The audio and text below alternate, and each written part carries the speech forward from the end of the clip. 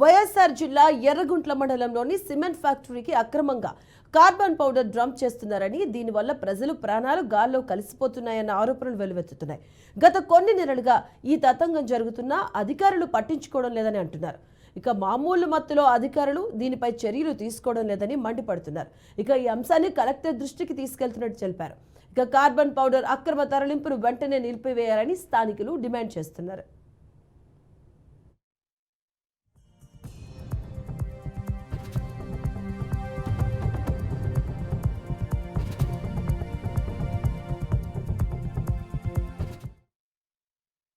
ఎవరిది అక్కడికి